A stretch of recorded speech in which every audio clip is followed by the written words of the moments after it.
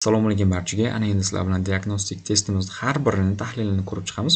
Aynan shu kabi testlarni PDF shaklda va rasm shaklda Telegram kanalimizga joylab boraman va video tahlilini esa YouTube kanalimizga joylab boraman. Unda boshladik. Birinchisidan boshlaymiz. Are you looking out of the window? Ya'ni derazadan tashqariga qarayapsiz. Endi javobi turibdi. I am waiting for my friend. Men do'stimni kutyapman. Demak, savollarga e'tibor qaratamiz. Kimning, nega, kim, qaysi? Endi nega qarayapsiz degan savol bo'lishi mumkin tabiiy hol. Nima javobimiz o'shancha 1B. Nega derazadan tashqariga qarayapsiz desa, do'stimni kutayotgandim. Ikkinchisida, if you can't her number, agar uning nomerini, endi can't modal fe'ldan keyin bilamizki fe'lning birinchi shakli kerak. E'tiborga oling. Ad to ham bor, temboli ing ham bor. Bu xato, chunki can't modal fe'ldan keyin fe'lning birinchi shakli kerak. B ham xato o'zi, chunki bun ing bor, s da ham to bor. O'zi bitta variantimiz to'g'ri javob qolyapti. Oddiy grammatika. E'tiborga olsangiz, can't modal fe'ldan keyin fe'lning birinchi shakli kerak. Agar uni nomerini eslay olmasangiz, uni shunchaki qidiring deyapti. Look it up deganda qidirmoq degan narsa tayyor yozilib qo'ygan narsani qidirish, bu look up bo'ladi. Look for boshqa narsa, look for yo'qolgan narsani qidirish. Uchinchisiga o'tadigan bo'lsak, choose a correct answer, to'g'ri javobni tanlang deyapti. She wants the keys. Keys e'tiborga oling, ko'plikda turibdi. Birlikda emas, ko'plikda. Please give to her. Unga bering. Endi bu yerda B olganlar ham bo'lishi mumkin. B noto'g'riligining sababi chunki bu yerda keys ko'plikda-da. It to'g'ri kelmaydi. Their olganlar ham bo'lishi mumkin. Their bo'lmasligining sababi their ularning deganida, bundan keyin doimiy ravishda bizga to'ldiruvchi kerak bo'ladi. Theirdan keyin doim to'ldiruvchi kerak. Mydan keyin ham to'ldiruvchi kerak bo'ladi. Fe'llardan keyin va predloglardan keyin keluvchi olmoshimiz zim to'g'ri keladi. Ya'ni ularni, zim tarjimasi bilamizki, ularni yoki ularga, ular ma'nosida ham kelaveradi. Ularni unga bering deyapti. O'shancha javobimiz A javob to'g'ri keladi. To'rtinchisiga, I tried on this coat. Bu paltoni kiyib ko'rdim and it fitted me. Endi fit bu yerda fe'l, me to'ldiruvchi, endi fe'lni izohlovchisi esa bizda ravish hisoblanadi. Shu bois javobimiz bu yerda C javob to'g'ri bo'ladi. A javob tushmasligining sababi perfect beta sifat, B ham perfect sifat, D ham sifat. Bu variantlar tushmaydi. Bizga faqatgina ravish kerak. Shu bois javobimiz bu yerda C javob to'g'ri. 5-chi rasmga e'tibor qaratamiz. Endi aytayaptiki, one can make conclusion from the picture that. One deganda bu yerda kimdir degan ma'noni izohlaydi. One ma'nosi juda ko'p. Odamga, hayvonga, narsaga, hamma narsaga ketaveradi. Bu rasmni ko'rgan inson nimani xulosa qilishi mumkin? Rasmga qarasak, hamma bolalar kutubxonada kitob o'qiyapti, kitob tanlayapti, kitob qarzga olyapti kutubxonachidan turib. Endi javobimiz endi A dan boshlaydigan bo'lsak. The children don't read books at all. Bolalar umuman kitob o'qimaydi deyapti. Bitta xato, nabrud o'qiyapti. But the school children are attracted by video games. Video o'yinlar tomonidan bolalar maftun qilingan. Ya'ni bolalar ko'proq video game o'ynaydi deyapti. Yo'q. Bu haqda rasmda ma'lumot yo'q. The kids prefer electronic books to traditional books. Bolalar elektron kitoblarni afzal ko'radi an'anaviy kitoblarga qaraganda. Ya'ni qog'ozli kitoblarga qaraganda. Bitta elektron kitob o'qiyotgan bolalar yo'q, kompyuterda o'tib olib yoki planshetda, telefonda o'qiyotgan bolalar yo'q. Hammasi kitob o'qiyotgan bolalar. D javobimiz to'g'ri bo'ladi. D da aytadiki, reading is enjoyable for the pupils. Reading o'quvchilar uchun juda yoqimli. To'g'ri yoqimli, mana o'shancha hammasi kitob bilan band. Shu bois javobimiz bitta D to'g'ri keladi. 6-chi variant keldik endi. I hear that, men shu narsani eshitdimki, have ga e'tibor qaratamiz. Have bu yerda ko'plikda turibdi, ya'ni has emas. Has bo'lganda edi, masalan, A javob yoki A javob to'g'ri bo'lgan bo'lardi yoki D javob to'g'ri bo'lgan bo'lishi mumkin edi. Chunki birlik bo'lganligi uchun. Every girl keyin kesin birlikda bo'lishi kerak, ya'ni fe'l birlikda bo'lishi kerak, has bo'lishi kerak. Bundan keyin ham has bo'lishi kerak. O'shancha A bilan D o'yindan chiqib ketdi. Each of the girls, odatda ichdan keyin ot birlikda keladi. Lekin qizlarning har biri deganda bu yerda ham to'g'ri keladi, izohlovchisi bor. Lekin baribir ich borligi uchun kesim qismi, ya'ni fe'l qismi birlikda bo'lishi kerak edi. O'shancha qolgan variant tushmaydi. Javobimiz B javob to'g'ri bo'ladi. Ya'ni barcha qizlar ma'nosida kelyapti. Have ga qarab turib siz barcha qizlarligini olasiz. Qolgan variantni xatosini ham tushuntirib ketyapman birovlar. Endi 7-chi savolga keldik. E'tiborga olsangiz, he said I am very busy today. Men bugun juda bandman deyapti. Bu yerda Ikkita qo'shtirnoq ichidagi gapni biz qo'shtirnoqni ochganimizda uni o'zgarish holatlari borda. Bitta egamiz he'ga moslashishi kerak va zamon ham moslashishi kerak. I am bitta o'tgan zamonda bo'lishi kerak. Keyin today degan vaqt ifodalovchi so'zlar ham albatta o'tgan zamonga moslashishi kerak bo'ladi. Endi a javobda he was very busy the following day. The following day degan narsa, ya'ni bu nimaga tomorrowga to'g'ri keladi. Tomorrowga to'g'ri keladi. O'shaning uchun bitta noto'g'ri. Bu xato hisoblanadi. He had been very busy today. Today bor temboli, had been past perfect bor, bu umuman tushmaydi b variantimiz. Sada would be very busy that day. Would bu tushmaydi chunki bu yerda I am turibdi. Buni amni o'tgan zamonda shakli was ga o'zgaradi. He was very busy that day. Today degan so'z demak that day ga o'zgaradi. Vaqt ham, zamon ham o'tgan zamonga moslashishi kerak bo'ladi. Shu sababli javobimiz bu yerda D to'g'ri. 8 ga e'tibor qaratamiz. Some lucky people have a strong visual memory. Visual memory degan xotira. Ba'zi bir omadli insonlarda kuchli xotirasi bor deyapti. They can modal fe'ldan keyin bilamizki fe'lning birinchi shakli kerak. The whole page of information and numbers. To'liq bitta sahifadagi informatsiya va raqamlarni eslab qolish qobiliyati bor degan ma'noda keladi endi, chunki xotirasi kuchli bo'lgandan keyin nima qiladi u narsani? Eslab qolishi mumkin. Shu sababli javobimiz bu yerda C javob to'g'ri bo'ladi. Keyingisiga o'tadigan bo'lsak 9 da. She be at school yet. U maktabda hali bo'lmasligi kerak deyapti. She only left 2 minutes ago. Atigi 2 daqiqa oldin ketdi. Biror narsani aqliga sig'dira olmasa, ya'ni o'sha narsa sodir bo'lganligiga ishonmasa, bu yerda can't bilan ifodalaymiz. Ya'ni 2 minut oldin ketgan inson hali maktabga yetib bormagan deb aqliga sig'dira olmayapti-da. Shu bois javobimiz A javob. Mustn't be degan narsa ham bitta grammatik jihatdan tushadi, lekin mazmun jihatdan tushmaydi. Bu taqiqlovni ifodalaydi-yu, mazmun degan narsa taqiqlovni ifodalaydi. Endi can'ning mazmuni demak biror narsa sodir bo'ladi, lekin siz o'sha narsani sodir bo'lganligiga ishonmasangiz, demak can'ni ishlatasiz. Masalan, tasavvur qiling, kechpay soat 12 da eshigingiz taqillayapti. Dugonangiz yoki do'stingiz bo'lmasligi aniq, chunki bunaqa paytda uni uydagilar ruxsat bermaydi. Bu menimcha dugonam bo'lmasa kerak deysiz yoki do'stim bo'lmasa kerak, chunki ota-onasi ruxsat bermaydi. Demak, biror narsaga aqlingiz sig'mayapti, o'sha narsani sodir bo'lganiga aqlingiz sig'mayapti, ishonmayapsiz. Demak, shunaqa vaziyatda can't bo'ladi. This fish tests. Test bitta fe'l. To'g'ri, ko'pchilik o'ylaydiki, fe'ldan keyin bizga ravish kerak. Ya'ni strangely degan narsa, strangely degan masalan ravish olishga harakat qiladi. Lekin maxsus fe'llarimiz bor. Test ham o'sha fe'llar qatoriga kiradi. Ya'ni bu testdan keyin sifat kerak. Maxsus fe'llar bor. Bundan keyin bizga demak sifat kerak bo'lganligi uchun javobimiz bu yerda javob to'g'ri keladi. Endi aytishligi mumkin, A javob ham to'g'ri kelishi mumkin-ku. Bitta qiyosiy sifat-ku deyishingiz mumkin. Lekin bu yerda ortiqcha more borda, temboli strangerda er qo'shilgan. Qiyosiy sifatning qoidasi bo'yicha. Temboli more ham qo'yilgan. Bir vaqtning o'zida ikkita bog'lovchi bor bu yerda. O'shuncha A javob noto'g'ri. Keyingisiga o'tdik 11 da. The letter was written. Written demak xat yozilgan deyapti. Nimada yozilgan? Qalamda. Demak javobimiz in bo'ladi. Bu yerda to bo'lmaydi, of bo'lmaydi. For menimcha buni hech kim xato qilmagan. Qalamda yozilgan. Biror narsada yozilgan bo'lsa, in yoki with ham bo'lishi mumkin. With yo'qligi uchun biz in olamiz hozir bu yerda. 12 da a car borligi uchun bilyapsiz, siz bu yerda birlik turibdi. Birlik uchun bizga zeris kerak bo'ladi. Qolgan variantda there'dan keyin ko'plik, they are ko'plik, those-dan keyin is kelmaydi, those-dan keyin are kelishi kerak edi. Afsuski, bu D variantimizdan xato. Endi 13 ga o'tdik. Excuse me deyapti, kechirasiz. Bakery, ya'ni novvoyxona, ya'ni pishiriq pishiradigan joy qayerda deyapti. It is in Liberty Street. Oh no, sorry deyapti. Qarang, Liberty Street degan ko'chani inkor etyapti-da. Ya'ni bu mana pastda turibdi-ku. Inkor etdi. No, sorry. It is in Dickens Street. Dickens Street degan joyni topib olishimiz kerak. Mana bu tomonda turibdi. Next to the gym. Next to degani yonida degani. Zalni yonida ekan. Zalimiz mana gym turibdi. Demak, gymning oldida tur raqami bor. Xo'sh, biz bakeryni qayerdaligini topishimiz kerak ekan. Asosiy maqsadimiz bakerymiz, demak, gymning oldida tur raqami Demak, shu sababli javobimiz to'g'ri bo'ladi. A javob.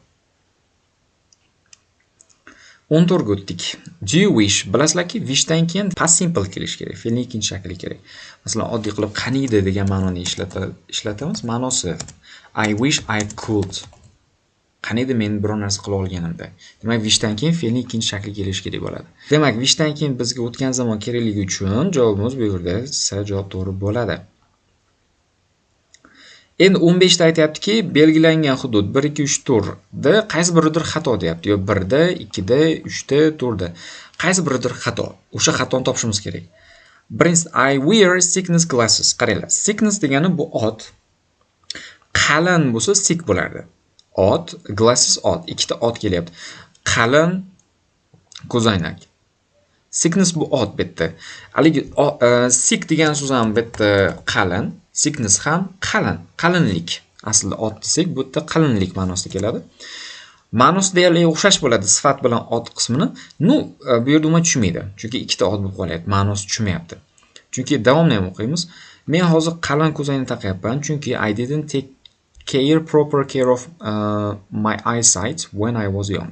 Yoshligimda ko'zim borasida unchalik yaxshi qayg'urmaganman, deyapti. Endi javobimiz o'shancha 1, ya'ni B javob. Bitta belgilangan hududda qaysi bir xatoligini topishimiz kerak. Demak, bu xatoligi bu ham ot, bu ham ot. Ma'nosi tushmayapti. Qalinlik ko'zoynak bo'lyapti-da. Agar bu yerda sick bo'lganda edi, qalin ko'zoynak sifat, uni to'g'ri bo'lgan bo'lardi. 16 da it's not. To be dan keyin bizga sifat kerak bo'ladi. Home in the dark. Kech payt uyga piyoda borish bu xavfsiz emas, ya'ni xavfli degan ma'noni ifodalayapti. Safe o'zi xavfsiz, not bilan kelgandan keyin xavfli. Ya'ni kech payt uyga piyoda borish bu xavfsiz emas. Undan ko'ra taksida yoki bironta transportda ketganimiz ma'qul degan ma'noni kelyapti. Endi by the time I arrived. Arrived deganiga e'tibor qaratamiz, bu o'tgan zamonda turibdi. By the time bu shunaqa bog'lovchilarki, past perfectni hosil qiladi. Past perfect doimiy ravishda past simple bilan yonma-yon yuradi. Men yetib kelgunimga qadar all the tickets had been sold. Javobimiz bu yerda majhul nisbat kerak bo'ladi, tem bo'l. Ikkita past perfect bor. D ham, is ham. D tushmasligining sababi bu yerda aktiv nisbat, chunki chiptalar o'zini o'zi sotmaydi, kelinglar meni olib ketinglar deb, u sotiladi. Kimdir uni sotadi. Shu sababli javobimiz bu yerda C javob, ya'ni majhul nisbat. Majhulligini bu yerda been dan olamiz. Endi bu tomoni past simple bo'lyapti-da, past simple bo'lyapti. Shu sababli biz bu qismini past perfect simple olishimiz kerak bo'ladi. B javob tushmaydi. Chunki yetib kelishimdan oldin sodir bo'lgan ish harakatda bu chiptalarning sotilishi. Shuning uchun past perfect olamiz. Sarah is honest woman. I love her very much. Endi e'tiborga oling. Bu yerda siz chalkashtiruvchi narsa B yoki D. Siz bosh harfiga qarab turib, H ga qarab turib, siz nima D variant olishingiz mumkin. Ya'ni chunki bu nima-ku haligi undosh harf bilan boshlovchi sifat bo'lyapti. Men bilaman deysizda, article D ni olib ketaverasiz. Endi article olayotgan jarayonda biz bosh harfiga emas, talaffuzga e'tibor qaratamiz. Men buni honest deb o'qimadim, honest deb o'qidim. Ya'ni H talaffuz qilinmayapti. Honest. She is an honest woman ma'nosida kelyapti. Javobimiz bu yerda C javob bo'ladi. Chunki talaffuz unli bilan boshlanayotganligi uchun biz n article olishimiz kerak. Endi B nimaga chalg'ituvchi bo'ladi? Kimdirlar honestda es bor, ya'ni bu orttirma sifat deydi-da, o'shancha javob ketishi mumkin. Davomini o'qib qarasak, I love her very much. Endi z bo'lish uchun bu yerda ot ham bo'lish kerak. Bu yerda xo'p, ya'ni bu ravishlar kelyapti-da. O'shancha tushmaydi B variantimiz. D tushmasligini tushuntirdim. Ana endi tekstga keldik. Ko'pchilik tekstda qiynaladi va sizlarga maslahat beraman va tekstni o'qish uslubini tushuntirib ketaman. Kimdirlar o'qishi mumkin, bir vaqtning o'zida hamma tekstni o'qib olib, keyin savollarga qarashi mumkin. Yaxshi, bu variant ham yaxshi, yomon emas, chunki tekst hajmi juda katta bo'lmaydi. Endi xotirasi kimdadir yaxshi emas, kimdadir yaxshi-da. Xotirangiz deganda siz o'qiganda mana bu yerdagi ma'lumotlarni esdan chiqarib qo'yishingiz mumkin. O'shaning uchun siz bo'laklab, ya'ni pizza bo'laklab olib kelinadi, xuddi shunaqa bo'laklab o'qing. Ma'lum bir qismini o'qing. Masalan, mana shuncha joyini o'qingda, tarjima qildingiz, to'g'rimi? Ma'lumotingiz esda qoldi. Savollarga qarab olishingiz kerak bo'ladi. Keling, mana shu narsani amalda sinab ko'ramiz. Sharks have been around for a very long time. Akulalar uzoq vaqtdan beri mavjud. Sharks have lived in the oceans even before dinosaurs roamed the earth. Akulalar deyapti, yerda dinozavrlar aylanib yurgan, o'sha dinozavrlar paydo bo'lishidan oldin ham yashagan ekanda. Oldin, ya'ni dinozavrlardan oldin mavjud bo'lgan ekan. Sharks are fish. Akulalar bu baliq hisoblanadi. 100 dan ortiq turi mavjud ekan. Their babies are called pups. Ularning chaqaloqlari, ya'ni kichkina akulalar pups deb atalar ekan. Demak, biz mana shuncha qismini o'qib oldik. Endi birinchi savol aytayapti, tekstning asosiy mazmuni nima? Bu oxirida ishlanadigan test, chunki hammasini o'qib bo'lganimizdan keyin mazmundan kelib chiqib turib biz variant olishimiz kerak bo'ladi. Endi 20da aytayaptiki, passagega ko'ra, mana they feed on other animals degan fraza nimani ifodalaydi? Biz hali bu joyini o'qimadik, kimga bu yerda bor ekan. Xo'p, o'shaning uchun buni qoldirib ketamiz. 21da according to the passage what do we call baby sharks? Baby sharksni biz nima deb atashimiz mumkin? Mana bu yerda aytdi. The babies are called pups. Ularning chaqaloqlari demak pup deb ataladi. Shu bois javobimiz bu yerda A javob to'g'ri keladi. Ko'rasizlar, savolga ketma-ket kelmasligi mumkin. Shu sababli ma'lum bir qismni o'qib turib javob olaverish kerak bo'ladi. Endi passagega ko'ra, agar akula tishini yo'qotsa nima sodir bo'ladi? Tishini yo'qotish haqida gap ketmadi. Demak, bu tekstning ma'lum qismi chiqib ketdi o'yindan. Biz bu joyga qaytmaymiz boshqa. Sharks lose their teeth. Tishlarni yo'qotadi. Mana tishlar haqida endi kelyapti. Demak, biz 22ning javobini shu yerdan olishimiz kerak degan. Akulalar tishlarini yo'qotadi. Like humans, insonlar kabi, but they don't just lose their baby teeth. Ular shunchaki haligi sut tishi deydi, yoshligida chiqqan tishlarini yo'qotmaydi. They lose teeth throughout their lives. Tishlarini hayotlari davomida yo'qotib borar ekan. Doimiy ravishda. When a shark loses a tooth, demak akula tishini yo'qotgan payti, a tooth from another row of teeth, ya'ni tishlarning boshqa qatoridan deyapti, will move into its place. Haligi tishlar bir qator, har xil qator ekan, demak, ikki qatorni bilmadim. Boshqa qatordan yo'qolgan tishning o'rniga o'sib chiqar ekan. A tooth from another row of teeth will move into its place. New teeth are always growing. Yangi tishlar doim o'sar ekan. Endi mana shu yerda tish haqida gap ketdi-da.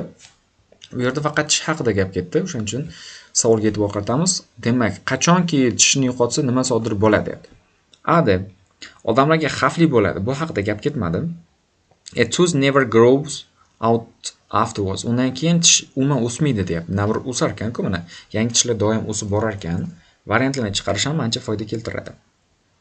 Sasi a new tooth replace it. Replace degan o'rni egallamoq. Yangi tish uni o'rnini egallaydi. To'g'ri javobimiz shu. Chunki boshqa qatordagi a tooth from another row of teeth, boshqa qatordagi tishlar deyapti, uni o'rniga siljir ekan. Bitta tishi tushib ketsa, uni o'rniga boshqa tish kelib, unga o'rnini qoplar ekan. O'shaning uchun javobimiz bu yerda C. Endi a shark might look very scary. Akula juda qo'rqinchli ko'rinishi mumkin. Bu haqda gap ketmadi. Demak, ko'rasizlarmi, shu tariqa ishlash osonroq bo'ladi. Most sharks are carnivores, ya'ni ko'p akulalar go'shtxo'r hisoblanadi, as they feed on other animals. Ya'ni boshqa hayvonlarni iste'mol qilar ekan, masalan, baliq yoki tulenlar. Aynan shu yerda mana they feed on other animals degan so'z nimani ifodalaydi? Mana bu yerda plant eaters, o'simlik yeyuvchi, bitta carnivores degan so'z borda, bu go'shtxo'r degani. Ya'ni meat eaters ga to'g'ri keladi bu. So'z bilish ham ancha foyda keltiradi. Bu swim insects degani bu hasharot emas, bu baliq-ku, to'g'rimi? Sudirilib yuruvchi deyapti, S bilanda, umuman xato. Endi demak, sharks might look scary, juda qo'rqinchli ko'rinishi mumkin, but they are not usually dangerous to people. Ular odatda insonlarga xavfli emas, xavf tug'dirmaydi. People are more dangerous to sharks. Akulalarning o'zi insonlarning o'zi akulalarga nisbatan xavfli deyapti. Since chunki the people hunt sharks. Insonlarning o'zi akulalarni ovlar ekan navbat. Xavfsiz bo'lish uchun, ammo deyapti, it's a good idea to leave sharks alone if you see them. Agar akulalarni ko'rsangiz deyapti, shunchaki ularni yolg'iz qoldirgan yaxshiroq. Endi bitta birinchi savolimiz 19-savol qoluvdi. Passage asosan nima haqida? Endi akulalar haqida bo'layotganlik tabiiy hol. To'g'ri, dinozavrlarni gapirdi, tulenlarni gapirdi, insonlarni gapirdi, lekin mostliga e'tibor qaratamiz. Asosan bu passage nima haqida? Akulalarning o'zi haqida edi. Keyingisiga o'tdik. Boy qushlar haqida gap ketyapti. Boy o'g'li deymizmi? Boy o'g'lilar bu qushlar hisoblanar ekan, ya'ni raptor qushlar hisoblanar ekan. Bu raptor degan qush bu o'tkir tumshug'i va o'tkir panjalari bor. Bu esa ularni o'ljasini ushlab, uni iste'mol qilishga yordam berar ekan. They can be found on every continent except Antarctica. Demak, Antarktikadan tashqari barcha mintaqada topilar ekan. Yana o'sha usul ma'lum bir qismini o'qiymiz, endi savollarga qaraymiz. 200 dan ortiq turi bor ekan boyqushlarni, ya'ni turli xil atrof muhitda yashar ekan. Masalan, cho'llarda, tog'li hududlarda, maysazorlarda, o'rmonlarda yashar ekan. O'qiganimizda ma'lumotimiz esimizda qoldi, shu bois savollarga qaraymiz. Yana 23 passage nima haqida deyapti, buni keyinga qoldiramiz. Raptor degan so'z nimani ifodalayapti? Raptor haqida ma'lumotda gapirdi. O'tkir tumshuqlari va panjalari bor, o'sha tutgan o'ljasini ushlab yeyishga yordam berar ekan. A bird that hunts and eats other animals. Boshqa hayvonlarni ovlab yeydigan hayvon. Bu konkret tushib turibdi mana. Endi qolganini ham ko'ramiz. Qirg'oq bo'yida yashaydi deyapti. Endi to'g'ri, qirg'oq bo'yida yashaydi degan mana e'tiborga oling. Cho'llarda, tog'li hududlarda, ochiq maydonlarda, o'rmonlar. Aslida bu yerda qirg'oqqa yaqin joyda yashaydi degan joyi ham yo'q ekan. Ya'ni suvga yaqin joyda. Musical song, musiqiy qo'shiq haligi ajoyib ohangi bor haqida gapirmadi. Rat, bu kalamush haqida gapiryapti. Umuman tushmaydi ekan. Qolgan variantlari bitta ajoyibimiz tushyapti. Tak, bu qismini o'qib ko'rdik. Qolgan joyini ham o'qib ko'ramiz. Nimaga ovqatni chaynamaydi deyapti. Chew degan chaynamoq. Hop, endi mana 26 ga qaraymiz. According to the passage, where can you not find owls? Qayerdan siz boyqushlarni topa olmaysiz deyapti. Cho'llarda yashar ekan, o'rmonlarda bor, maysazorlarda bor. Antarktikada topa olmaymiz. Mana bu yerda aytdi except Antarctica, ya'ni bu Antarktikada topilmaydi. Ko'ryapsizlarmi? Ma'lum bir qismini o'qidik, o'sha ikkita javob topdik. Shu joyga boshqa qaytib kelish shart emas, chunki ikkita savolning javobi chiqdi bu yerda. Bo'laklab o'qish, ya'ni pizzaga o'xshab bo'laklab o'qish mana shu tarzda foyda beradi sizga. Keyingisiga o'tdik. And they are all birds of prey. Bular hammasi o'lja tutuvchi qushlar. Boyqushlar bu go'shtxo'r hisoblanar ekan. Kalmushlarni, kichkina sut emizuvchilarni, baliq, qush va hokazo hasharotlarni iste'mol qilar ekan. Ular boyqushlar ovqatini chaynamas ekan, chunki ularda tish yo'q ekan mana bu yerda. Hozir gapirdi, nimaga ovqatini chaynamaydi dedi. Chunki ularda tishi yo'q ekanda. Demak, shu sababli javobimiz C javob to'g'ri. Endi agar o'ljalari juda katta bo'ladigan bo'lsa, an owl use its sharp beak to tear their prey apart. Agar o'ljasi katta bo'lsa, o'sha o'ljasini maydalab yeyish uchun o'tkir tumshug'idan foydalanar ekanda. Owls are specialists at nighttime hunting. Kech payt ovlar ekan bu qushlar asosan gruppa bo'lib, boyqushlar juda muvaffaqiyat qozonar ekan, juda zo'r ovlar ekanda. Endi qolgan joyini o'qish ham shart emas. Bizda o'sha asosiy savollar chiqib bo'ldi. Tekst endi bu yerda aytadi, tekst nima haqida? Endi boyqushlar haqidaligi ma'lum. Qolgan joyini o'qib o'tirmaymiz. Keyingisida ham yana o'sha usul ma'lum bir joyini belgilab olamiz o'zimizga. Keyin joyini o'qiramiz. Esingizdan chiqmaydigan holatda o'qisangiz yaxshiroqdir. Polo bu noodatiy sport turi ekan. U koptok va melt degan narsa odatda yangi so'z chiqib qolsa, siz davomini o'qisangiz izohlovchi bo'ladi verguldan keyin.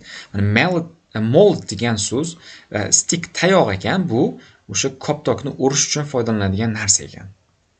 It also requires caps, shuningdek nima deydi? Kepka, bosh kiyim kerak bo'lar ekan, boshni himoyalash uchun. Qo'lqoplar bo'lar ekan, qo'lni himoyalash uchun, albatta oyoqni himoyalash uchun oyoq kiyimlar, maxsus oyoq kiyimlar ham bo'lishi kerak ekan. Demak, kiyimlar haqida gap ketyapti. The players hit the ball into a goal to score. Gol urish uchun, demak, koptokni urish kerak ekan. Yana o'sha gap birinchisini oxirida ishlaymiz. There degan so'zga hali yetib kelmadik. Qachon paydo bo'lganligi haqida gap yo'q ekan. Dunyo bo'ylab qanday tarqalganligi haqida ma'lumot yo'q. Demak, bu qismi o'sha o'yindan chiqdi. The game of polo suddenly becomes very exciting. Bu o'yin juda to'satdan qiziqarli o'yin turiga aylanibdi. Qachonki discover degan ma'lumot topmoq degan ma'noda keladi. The final piece of equipment the players need a horse. O'yinchilarga eng so'nggi narsa, kerak bo'ladigan narsa bu ot ekanligini bilganingizda, bu juda yanada qiziqarli o'yin bo'ladi, deyapti. It's played entirely on horseback. Mutlaqo to'liq otda minib o'ynaladigan o'yin ekan bu. Polo o'yini asosan Persia, ya'ni o'sha Eron, qadimgi Eronda 2000 yil oldin Persia menimcha Eron edi. Tak 2000 yil oldin rivojlangan ekan, ammo britaniyaliklar bu zamonaviy Polo World Famous ni rivojlantirgan ekan. Aynan shu narsani ixtiro qilishgan ekan.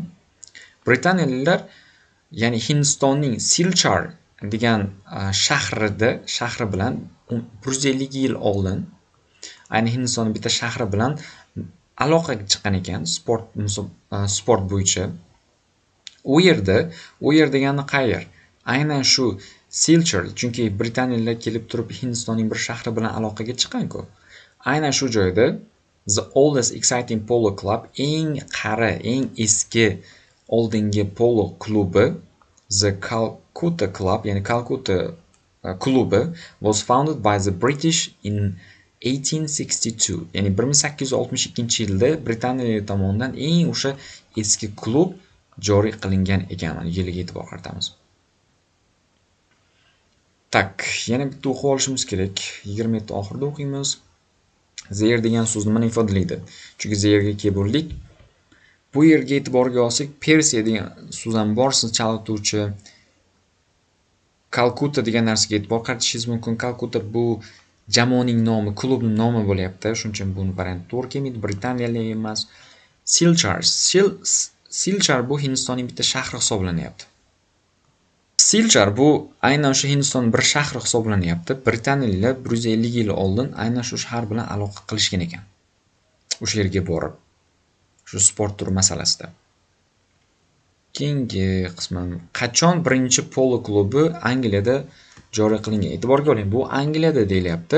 Siz 1862 ni olmang, bu Britaniyaliklar tomonidan Zaire deyapti, ya'ni Silchar, ya'ni Hindistonning bir shahrida joriy qilinyapti bu narsa. Hozir Hindistonda bo'layotgan voqea bu. 1862-yil. Siz sraza shoshilib buni 1862 ni olmang. A polo club opened in England just 10 years later. 10 years later ga e'tibor qarating, 10 yildan keyin. Ya'ni 1862 ga 10 yilni qo'shsak, 1872-yilga to'g'ri kelyapti. Hindistonning Angliyaning o'zida esa 1862dan 10 yil o'tib, ya'ni 1872-yilda ochilyapti bu narsa. Britaniyaliklar sayohat qilishni boshlashibdi va bu o'yinni, yangi sport turini boshqa joylarga ko'rsatibdi. Shu tariqa butun dunyoga tarqalibdi bu o'yin. E'tiborga oling 30da. Polo butun dunyo bo'ylab qanday tarqaldi? Aynan shu joydan olamiz javobni. Ya'ni sayohat qilishdan. By the British travelers. To'ppa-to'g'ri. Javobimiz bu yerda C. Britaniyalik sayohatchilar tomonidan, demak, bu dunyoga tanitilgan. Eng oxirgi, ya'ni 27 savolimiz qoldi. Passagening asosiy mazmuni. Polo o'yinining kelib chiqishi. To'g'ri, kelib chiqishi. Ya'ni qayerdan kelib chiqqan, qanday paydo bo'lgani shu haqida gap ketyapti. Kim o'ynashi, Britaniyaliklar yaxshi ko'rishi, Persiyada qanday rivojlanganligi. Yo'q, Persiyada qanday rivojlanganligi haqida gap ketmayapti. Bu kerak bo'lsa Britaniyada qanday paydo bo'lganligi va dunyo bo'ylab qanday tarqalganligi haqida ham ma'lumot borda. Faqatgina Persiyada qanday rivojlanganligi haqida emas. Shu sababli javobimiz bu yerda A javob to'g'ri bo'ladi. Mana butun har bir javobni tahlil qilib chiqdik. Mana darsimiz ham oxiriga yetdi. Agar sizga shu kabi testlarimiz ko'proq kerak bo'lsa, PDF tarzda Telegram kanalimizga o'tib olishingizni maslahat beraman. Nozim Jones blog deb Telegramga yozadigan bo'lsangiz, Telegram kanalimiz chiqib keladi va har kuni shunaqa testlar tashlab boraman. Video tahlillarini esa YouTubedan topishingiz mumkin. Barchaga rahmat kattakon.